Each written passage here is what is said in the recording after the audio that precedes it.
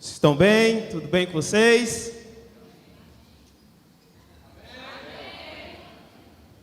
Amém.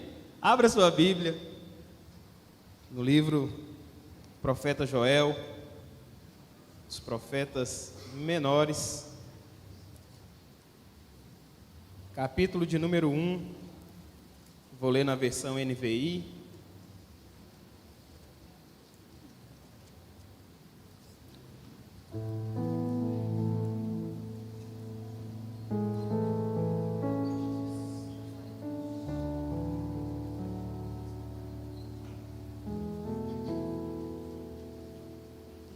Livro do profeta Joel, capítulo de número 1,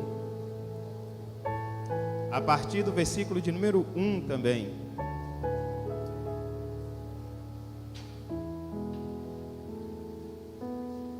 Vocês acharam?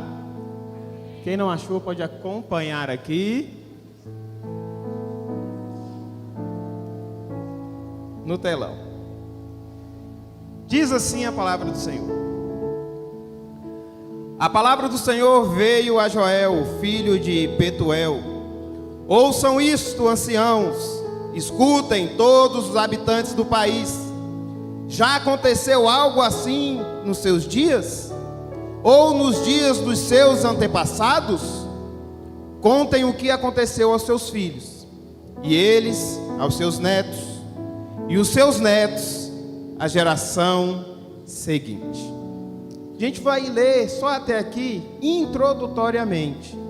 Aí eu peço que você se assente, não feche a sua Bíblia, fique aí com a Bíblia aberta, que nós vamos passear entre os capítulos 1 e 2 do livro do profeta Joel. Como eu disse no início, Joel é um dos profetas menores. Joel profetiza à nação de Israel, mais especificamente ao reino do sul, o reino de Judá. O seu nome quer dizer: o Senhor é Deus. Quando a gente fala do profeta Joel, o texto que a gente mais lembra é quando ele diz que nos últimos dias, diz o Senhor, derramarei do meu espírito sobre toda a carne. Os vossos filhos, as vossas filhas profetizarão, os vossos jovens terão visões, os vossos velhos sonharão. Acho que é o texto que mais nos lembra, mais nos remete ao profeta Joel. Porém, o tema principal, ou a mensagem principal do livro do profeta Joel é o dia do Senhor. Tema central, a mensagem principal do livro de Joel é apontar para o dia do Senhor. E nos versículos que a gente leu, ele já traz o povo a fazer uma reflexão, uma introspecção, e se lembrarem se o que eles estavam vivendo, o que eles tinham passado, já havia acontecido alguma coisa parecida antes. De fato não.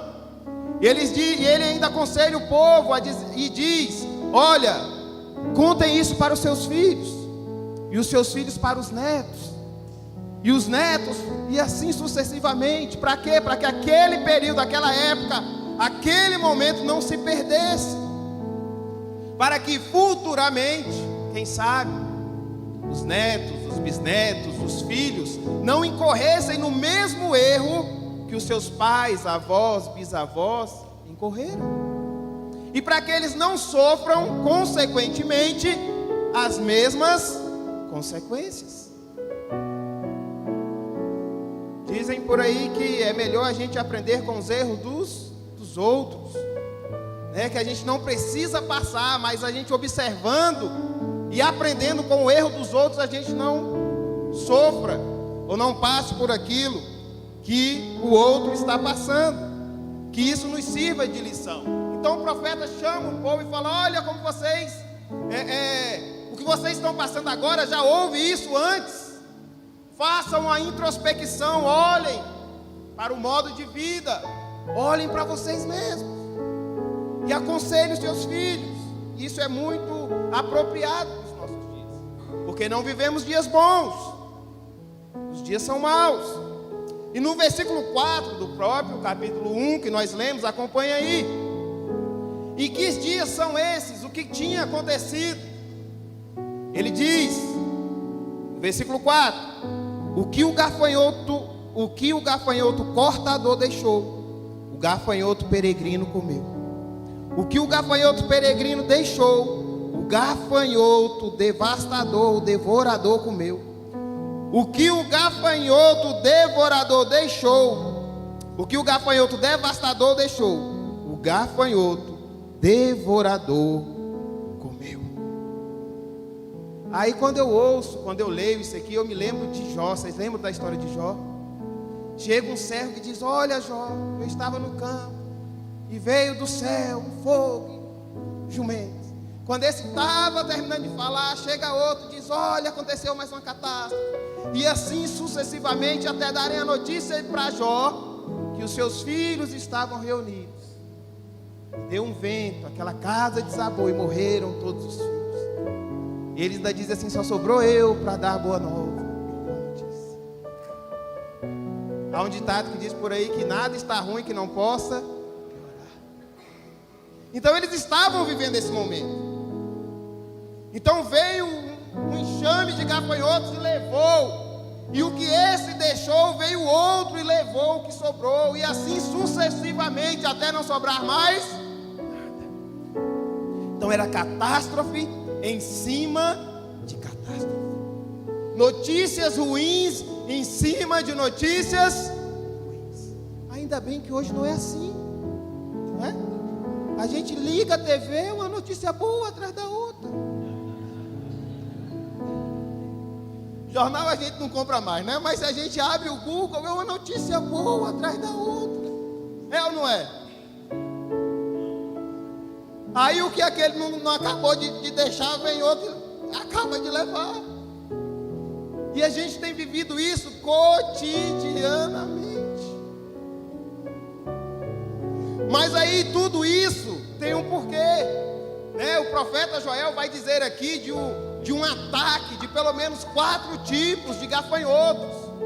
Uns entendem como uma metáfora, comparando os gafanhotos às nações que haviam invadido, devastado, exterminado, aniquilado, derrotado a nação de Israel. Outros entendem que ele está falando de forma literal, que de fato gafanhotos invadiram ali a terra de Judá e devastaram tudo.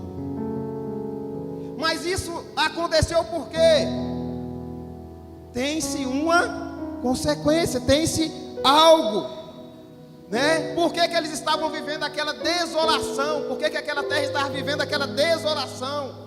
E que cenário era esse? O que esses gafanhotos fizeram com aquela nação? Acompanha aí, capítulo 1, versículo 7, diz assim: olha o que os gafanhotos fizeram. Arrasou as minhas videiras, arruinou as minhas figueiras. Versículo 9: as ofertas de cereal e as ofertas derramadas foram eliminadas do templo do Senhor. Os sacerdotes que ministram diante do Senhor estão de luto. Versículo 10: os campos estão arruinados, a terra está seca, o trigo, preste atenção nisso, o trigo está destruído, o vinho novo acabou, o azeite está em falta. Esses 3 elementos, trigo, vinho e azeite, têm uma simbologia muito forte. E eles tinham acabado. Trigo é símbolo de prosperidade, abundância, riqueza. A riqueza, a abundância, a prosperidade daquele povo havia acabado, presbíteros. O vinho novo acabou. O vinho simboliza o que, gente? Além da prosperidade, além da abundância, havia se acabado também a alegria. E não só a alegria, mas acabou também o quê? O óleo. Acabou-se o azeite, que é símbolo de quê, gente? Da unção. Então acabou a prosperidade, acabou a abundância, acabou a alegria e sobretudo acabou a unção. No versículo 12: A vinha está seca e a figueira murchou, a romanceira, a palmeira e a macieira, todas as árvores do campo secaram-se. Mas aí, não só se acabaram, se extinguiram os recursos materiais, como também aquilo que toca na alma, no espírito do povo.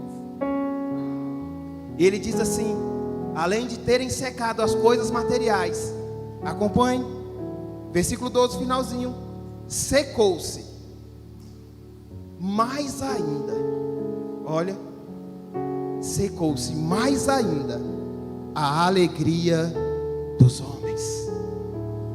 Imagine esse cenário, imagine essa cena. Nós louvamos com tanta alegria, com tanto vigor, nós adoramos aqui minutos atrás com tanta alegria, e este povo estava sem esta alegria. Os sacerdotes estavam de luto, não havia o que comer, não havia provisão. Pode até ter havido semeadura, mas a colheita não veio. E o pastor começou o culto dizendo aqui que nós iríamos exaltar os atributos de Deus. E isso estava acontecendo porque Deus é ruim? Não, por conta de um atributo dele, chamada justiça. Deus é justo. Então esse povo não estava passando por isso porque Deus é mau, não, porque Deus é justo. Versículo 16: não é verdade que a comida foi eliminada diante dos nossos próprios olhos, e que a alegria e a satisfação foram supridas no templo do nosso Deus? E essa escassez, esse cenário não afligiu, não atingiu só os homens, porque no versículo 20 do capítulo 1 diz assim: até os animais do campo clamam por ti, pois os canais de água se secaram e o fogo devorou as pastagens.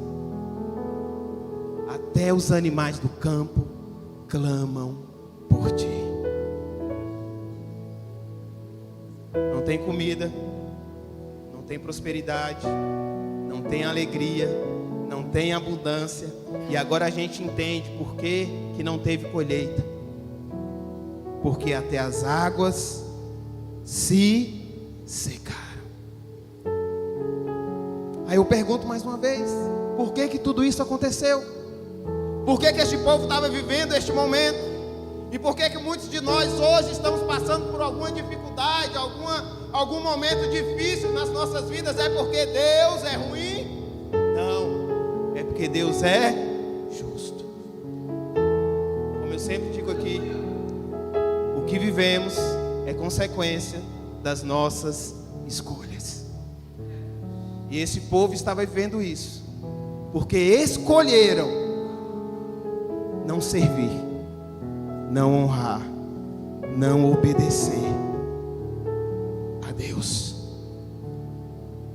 Eles escolheram se apostatarem da fé, servir a outros deuses, a outros senhores, servirem a outras coisas, glorificarem, exaltarem, louvarem, ao que quer que seja, menos a Deus. E Joel, cujo nome significa Deus é o Senhor, vem alertar. Fala: olha, nunca aconteceu isso antes com vocês. Os campos não produzem, vocês não têm alegria, vocês não têm prosperidade, vocês não têm unção, vocês não têm o que comer, não têm o que beber, porque vocês escolheram me desonrar. E hoje não está diferente. Hoje nós vemos culto a personalidades e a organizações.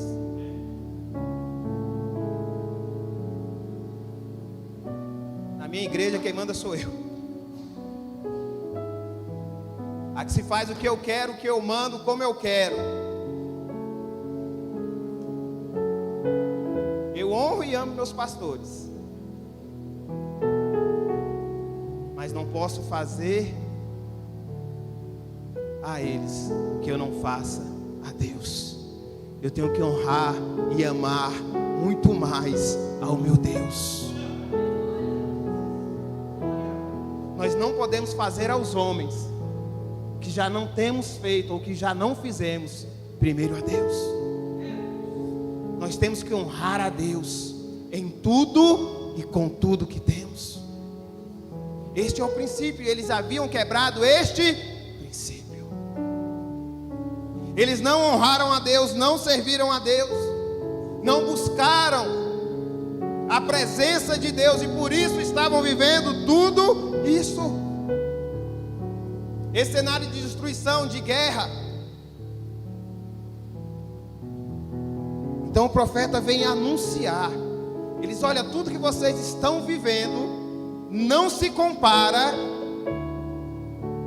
com o que acontecerá no dia do Senhor. Fala: olha, o que vocês estão vivendo está ruim, tá péssimo, não tá? Eu sei que não está legal. Ei, mas vem o dia do Senhor.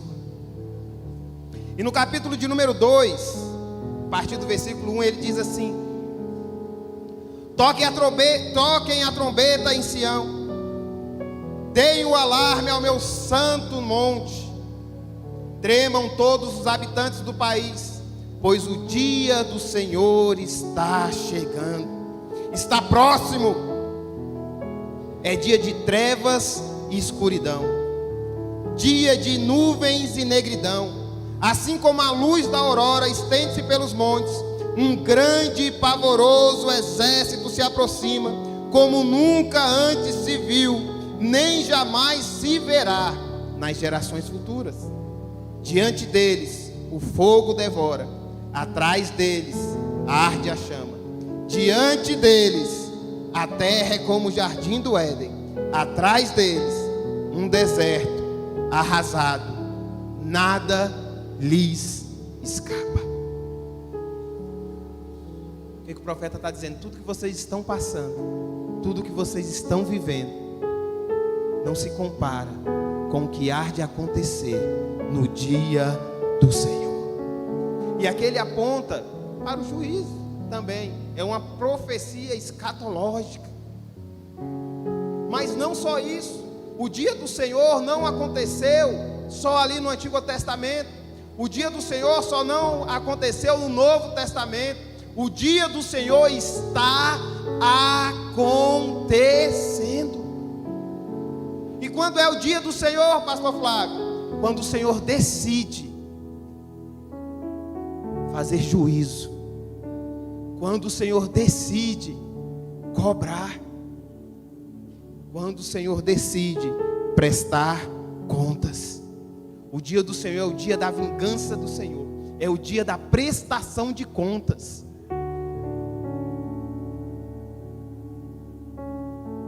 Mas nós que servimos ao Senhor precisamos nos preocupar com o dia do Senhor? Não.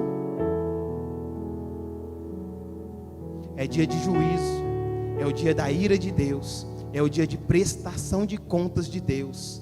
Mas não para aqueles que servem ao Senhor, para aqueles que decidiram honrar, servir, obedecer, mas para aqueles que abandonam ao Senhor. É um dia de cobrança, é um dia de juízo. E muitas vezes a gente faz algo, e porque ninguém viu, ou ninguém ficou sabendo, ou não teve nenhuma consequência, a gente começa a incorrer no mesmo erro. Porque ninguém viu, ninguém soube, ou até alguém viu, alguém até soube, mas não teve nenhuma consequência. Aí eu começo a praticar de novo, e eu vou fazendo, achando que Deus não está vendo, mas Ele vê. interessante que no Salmo 50, um salmo de Asaf, ele vai repreender o povo justamente nisso. Que o povo também estava distante de Deus. Estavam andando conforme a sua vontade, conforme o seu querer. Estava fazendo aquilo que lhes aprazia, que lhes agradava, em detrimento ao que agradasse a Deus. E no Salmo 50, a partir do versículo 17, o salmista diz assim, o Senhor dizendo a eles: pois você odeia a minha disciplina e dá as costas à minha palavra. Você vê um ladrão e já se torna seu cúmplice, e com adúltero se mistura. Sua boca está cheia de maldade, e a sua língua formula fraude. Deliberadamente você fala contra o seu irmão, e calunia o filho da sua própria mãe. Aí o Senhor diz assim, versículo 21: ficaria eu calado diante de tudo que você tem feito? Não é porque ninguém viu, não é porque ninguém soube, não é porque a consequência ainda não chegou, que Deus não esteja vendo. O povo por um tempo deixou de adorar, o povo por um tempo deixou de prestar culto, o povo por um tempo deixou de exaltar os atributos de Deus. E porque a consequência não tinha vindo, eles começaram e continuaram a fazer isso. Só que aí veio o quê? Sequidão, falta de comida, falta de alimento, falta de alegria, falta de prosperidade, falta de unção. E o povo passou a perecer. Ele diz: ficaria eu calado? Você pensa que eu sou como você? O Senhor está vendo. E Ele está dizendo: não é porque eu ainda não me manifestei que eu estou compactuando com isso que você está fazendo. Ei, crente, não é porque ainda não teve consequência, não é porque ainda ninguém soube ou ninguém viu, que Deus está compactuando com isso. Ele está vendo, e uma hora Ele vai cobrar. E Ele diz: mas agora eu o acusarei diretamente, sem omitir coisa alguma. Muitas vezes o Senhor vai dando corda, vai deixando, vai deixando, vai deixando. E por que Ele vai deixando? Porque Ele é longânimo, esperando que a gente se arrependa. Porque Ele é longânimo, esperando que a gente pare com essa prática. E assim foi com este povo, Isabel. Ele foi deixando, ele foi deixando, ele foi deixando. O dia do Senhor é o dia da cobrança, da vingança, da devastação. Não para os que creem, mas para os ímpios.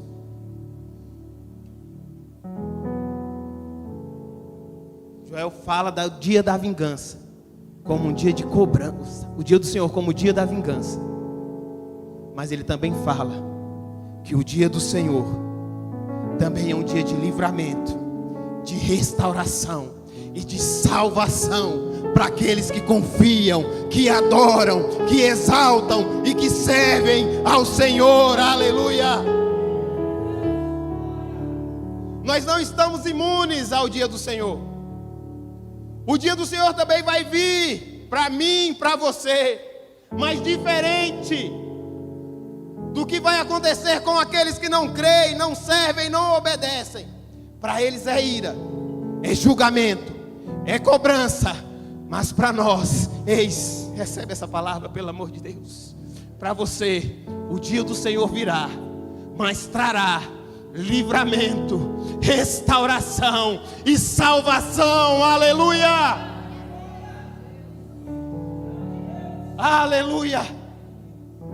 É isso que Ele tem para aqueles que nele esperam. É isso que Ele tem para mim e para você. O dia do Senhor está acontecendo todos os dias. Para uns como ira, para outros como livramento. Para uns como condenação, mas para outros como salvação. De que lado você está? Como diz a canção, né? De que lado você está? De que lado você quer ficar?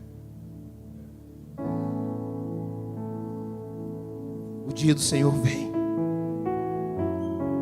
Só que Deus, também na sua infinita bondade, no seu infinito amor, e no seu atributo chamado misericórdia, Ele fala: olha, vocês estão desse jeito, vocês estão passando por isso, mas eu tenho um caminho para vocês, que pode fazer com que vocês se livrem do dia da ira do Senhor.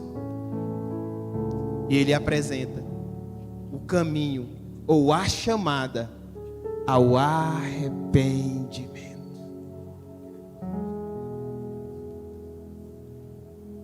Aí eu me lembro, o Senhor queria destruir Nínive. Os ninivitas eram uma nação, um povo ruim. Eles tinham prazer na tortura. Eles tinham prazer em torturar os seus prisioneiros de guerra, de mutilá-los ainda vivos. Cortavam mãos, cortavam pés, cortavam, empalavam. Depois vocês pesquisem o que é empalar. Só que eles se maravilhavam quando eles faziam pirâmides com a cabeça dos seus opressores, com seus desafetos.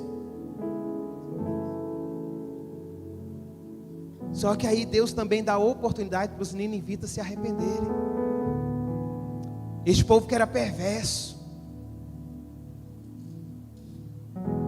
Talvez nós diríamos assim como Jonas.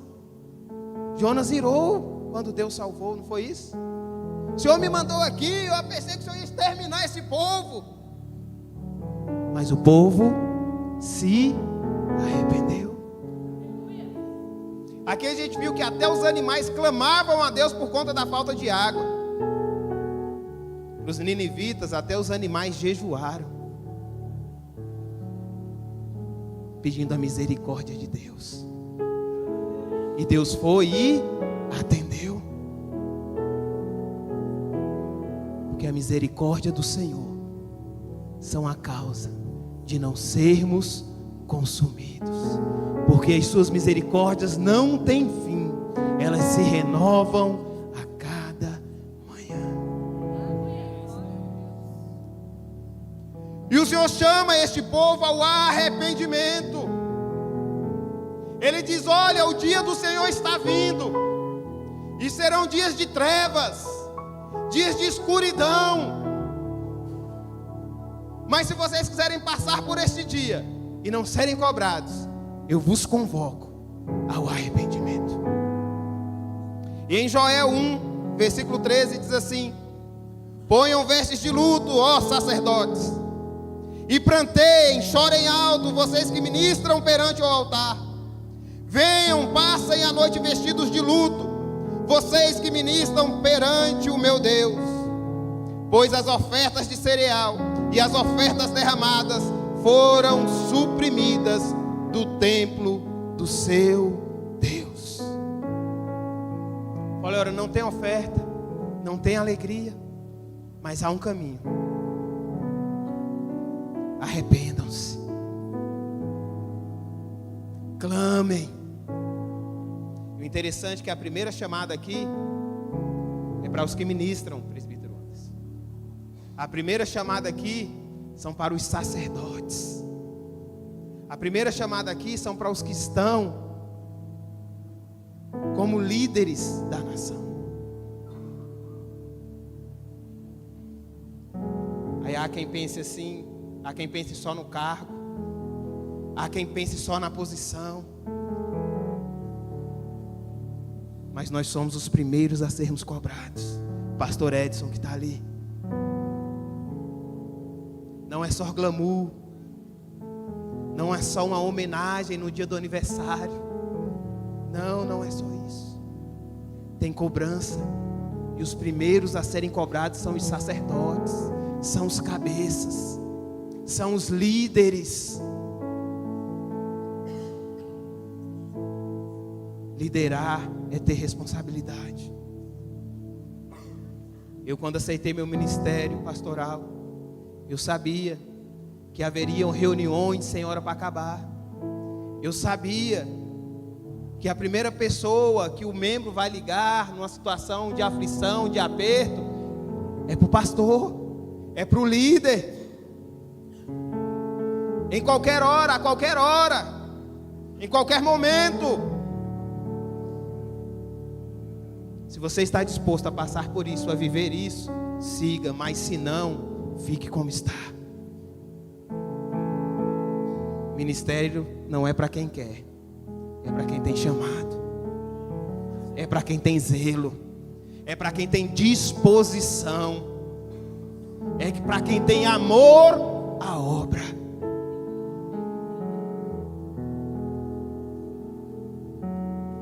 E os sacerdotes também tinham se perdido junto com isso, mas ele chama ao arrependimento.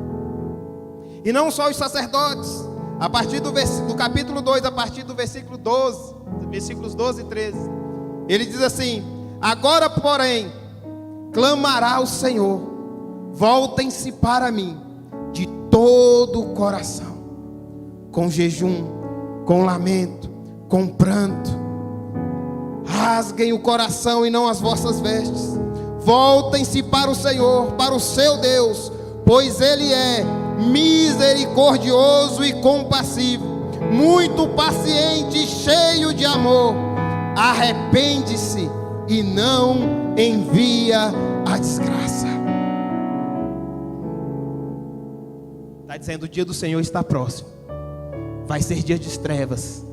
Serão dias de trevas. Serão dias de ira. Serão dias de cobrança. Ei, mas se vocês se voltarem a mim, eu sou misericordioso e compassivo, aleluia, amoroso. Se volte ao Senhor. Quem sabe o Senhor te trouxe hoje aqui para que você faça uma oração de confissão e arrependimento. Talvez hoje você não mandou uma mensagem para sua mãe.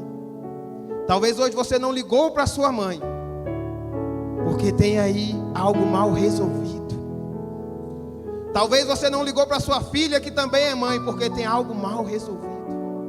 Talvez você não esteja usufruindo daquela amizade de tanto tempo, porque tem algo mal resolvido. O Senhor está te convidando: arrependa-se, porque o dia do Senhor está próximo. Você pode fazer uma oração aí, só você e Deus. Você pode trazer à tua memória aí aquilo que você precisa melhorar, aquilo que você precisa resolver. Ei, talvez está faltando a prosperidade, está faltando o trigo por falta de perdão. Ei, talvez está faltando a alegria porque o teu coração está duro, está fechado. Ei, às vezes está faltando a unção por falta de arrependimento. Mas hoje o Senhor nos trouxe aqui para dizer: arrependam-se, aleluia. Porque não é isso que Ele tem para nós.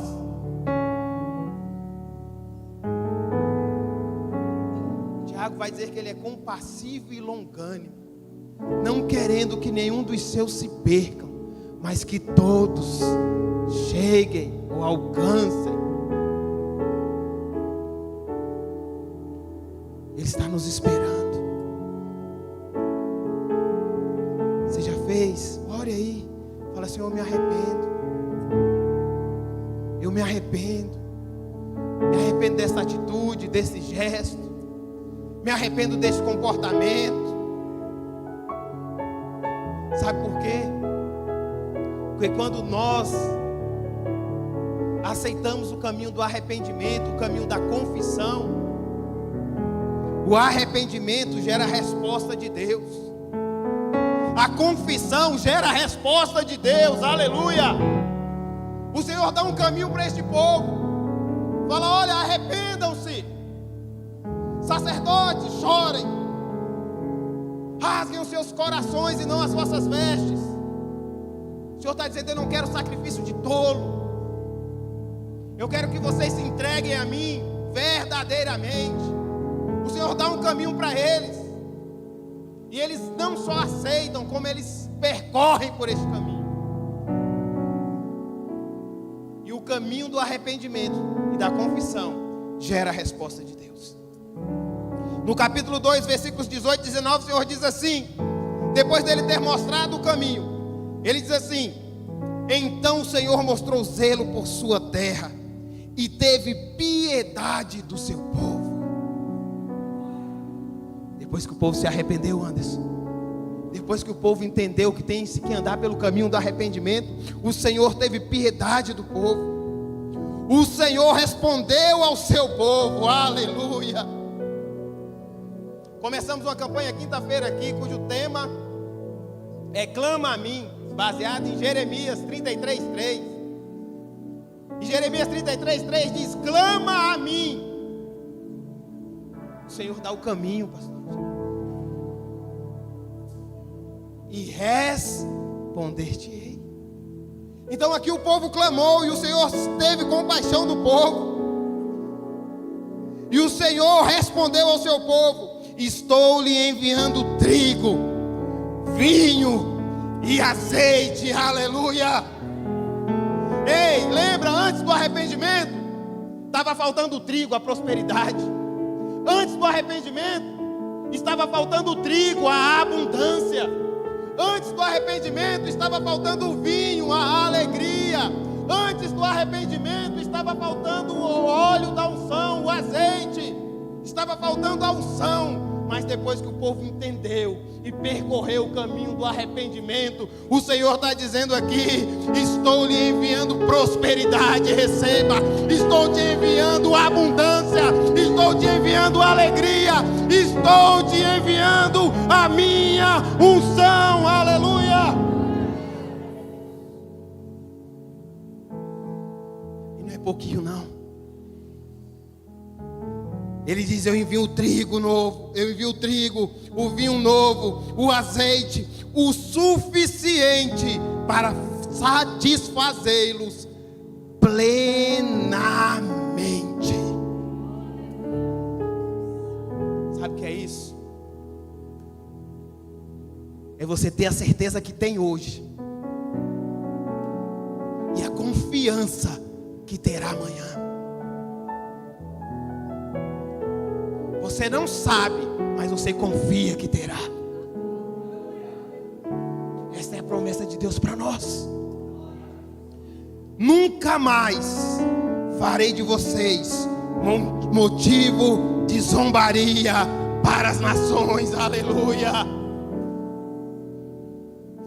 Nunca mais farei de vocês motivo de zombaria para as nações. Eu quero profetizar sobre as nossas vidas, que a partir deste momento, a partir do momento que percorremos o caminho do arrependimento, portas se abrirão, muralhas cairão, aleluia. Tudo que estava travado se destravará, aleluia. Porque o Senhor nos responderá, o Senhor proverá, o Senhor abrirá, o Senhor trará existência, aleluia. Mas temos que percorrer o caminho do arrependimento. E o Senhor não traz só resposta, mas Ele também traz promessas. O Senhor não traz só respostas, Ele também traz promessas.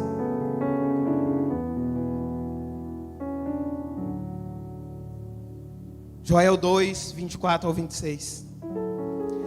As eiras se encherão de trigo, e os tonéis transbordarão, ei, de vinho, ei, transbordarão. Ei, a tua alegria vai ser transbordante, meu irmão. Você não vai dar mais aquele sorrisinho amarelo de canto de boca, não. Você vai sorrir de orelha a orelha, porque os teus lagares transbordarão. Aleluia!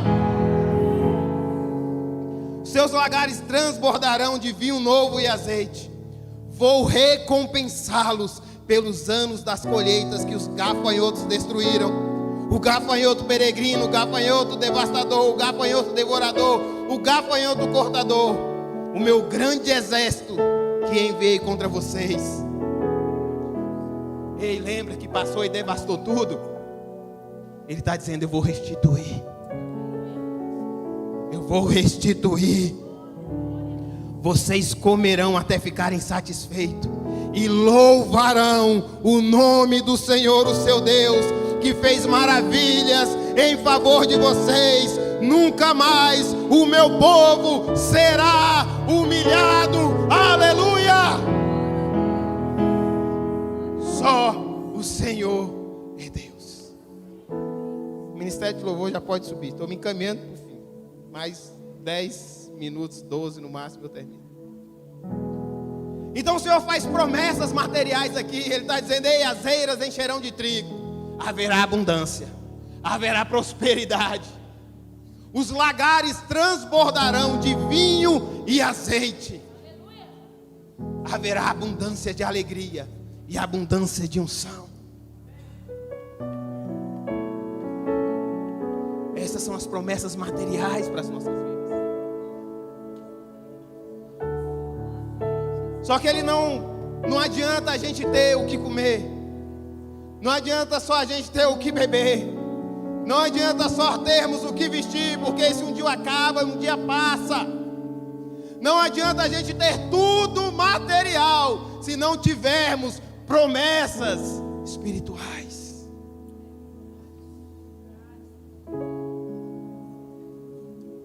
E entendendo isso, ele diz, Joel 2, 28 e 29. Depois disso, disse o quê? Do caminho da confissão e do arrependimento. Depois do Senhor restaurar a alegria, depois de ter restaurado a prosperidade, a alegria e a unção, Ele diz: olha, eu não vou só derramar sobre vocês trigo, azeite, óleo. Não, eu tenho algo mais.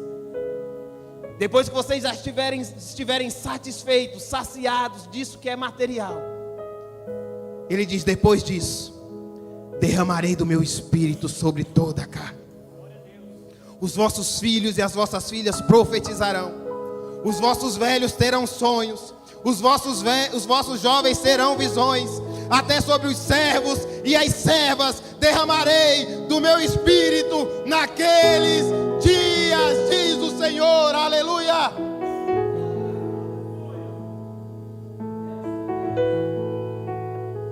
Ele não nos quer só prósperos e abundantes. Ele não nos quer só alegres.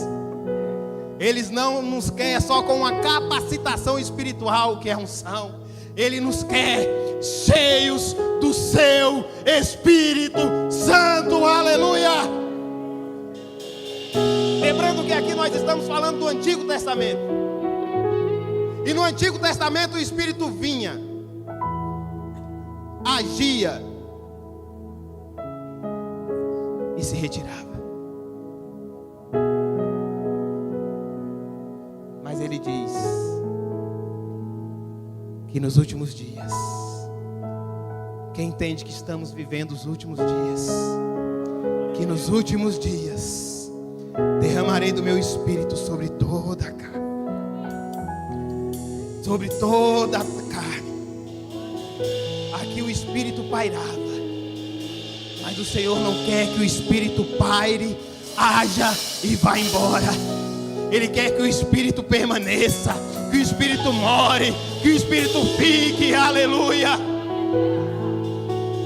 E ele é tão bom, tão maravilhoso, que quando ele diz filhos e filhas, ele está dizendo: olha, o meu espírito não se restringe a gênero. Se é homem, tenho derramado o espírito. Se é mulher, tenho derramado o espírito. Aleluia! Quando ele diz os jovens e os velhos, não se restringe à idade, Ei, o novo, o velho, a criança tem do Espírito Santo de Deus para ser derramado. Aleluia. Quando ele diz: os vossos servos e as vossas servas, aleluia, não tem restrição de classe social, aleluia. O patrão recebe o Espírito Santo, mas o servo também recebe. O rico recebe o Espírito Santo, mas o pobre também recebe. O exaltado recebe, mas o humilhado também recebe, aleluia.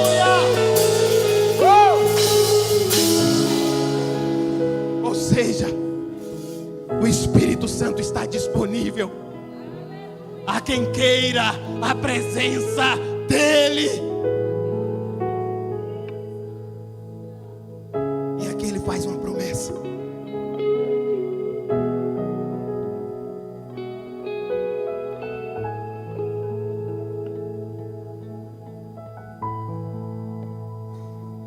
Aqui ele faz uma promessa.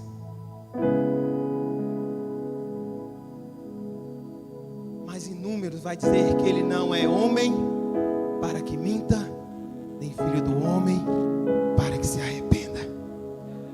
Quando Deus nos promete algo, quando Deus te promete algo, Ele cumpre.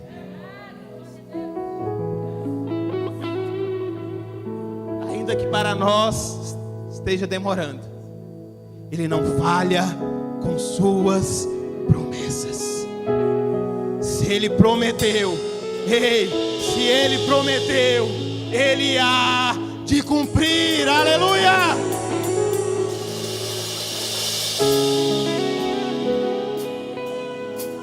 E houve um dia que tinham 120 irmãos reunidos em um mesmo lugar, com o mesmo propósito. Eles não estavam só juntos, eles estavam unidos. União de espírito, união de alma, união de propósito, união de corpos. E eles estavam ali no mesmo propósito.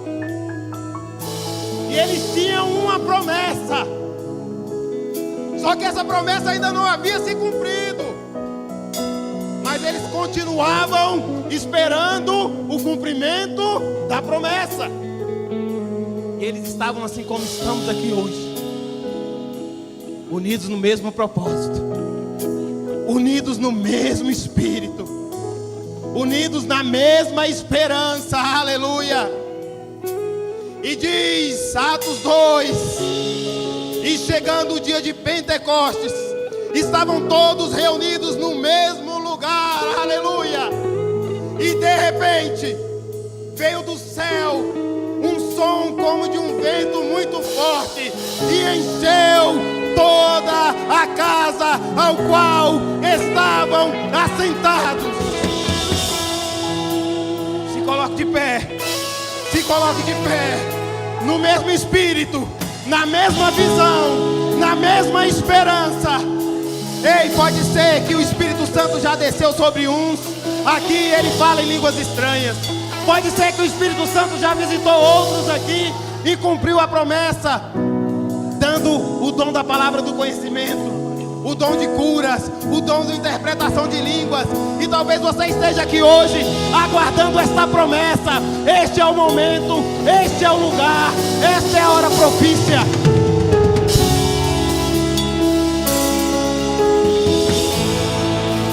Eu vou repetir.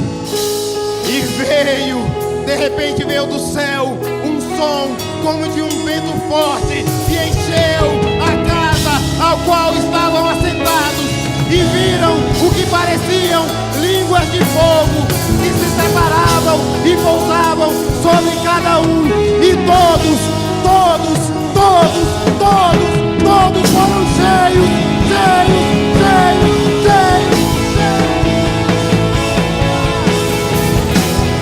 Labareda de fogo vem como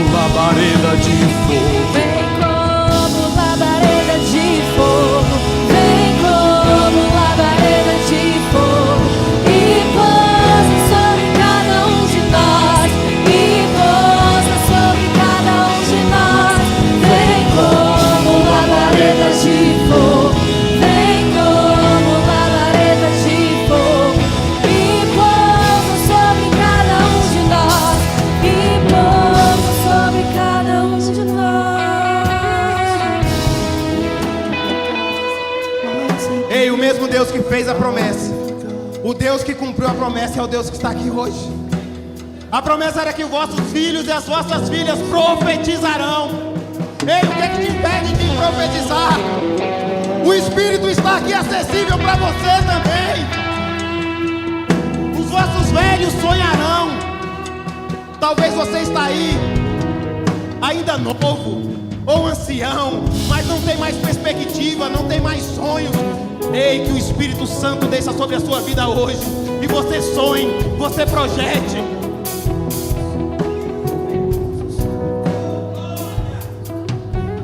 Que o Espírito Santo te alcance, como alcançou esse 120.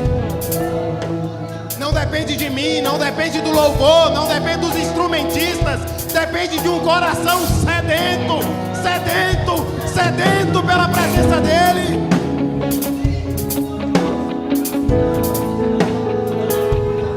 Aleluia. E depois que o Espírito Santo desce, depois que o Espírito Santo enche, depois que o Espírito Santo capacita, vem a melhor notícia. Ei, agora ele não vai mais, agora ele não sai mais, agora ele habita, agora ele mora, agora ele fica eternamente. Aleluia. Eu encerro. Eu vou encerrar dizendo de mais uma promessa.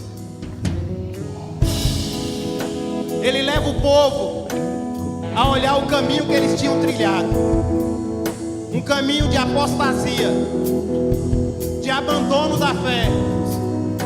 Deixaram de adorar o Senhor.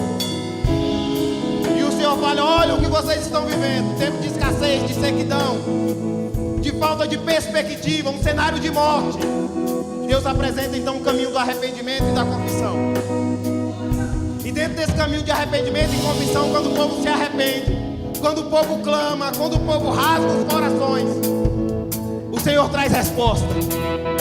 O Senhor responde. Mas Ele não só responde, Ele faz promessas. E Ele traz promessas materiais: de trigo, prosperidade; de vinho, alegria; de óleo, de azeite, unção. Ele traz promessas espirituais. Ele diz que derramaria do seu Espírito sobre toda a carne. E Ele cumpre essa promessa. De fato, todos foram cheios do Espírito Santo. Mas há ainda uma promessa que ainda ecoa em nosso meio, que ainda está acessível a quem queira. Ele faz uma promessa de salvação. Não adianta ter prosperidade, ter alegria, ter unção. Não adianta hoje estar cheio do Espírito Santo, mas amanhã perder a salvação. Não adianta nada. E em Joel 2,32 ele diz: e todo aquele que invocar o nome do Senhor será salvo, salvo, salvo, salvo. Aleluia.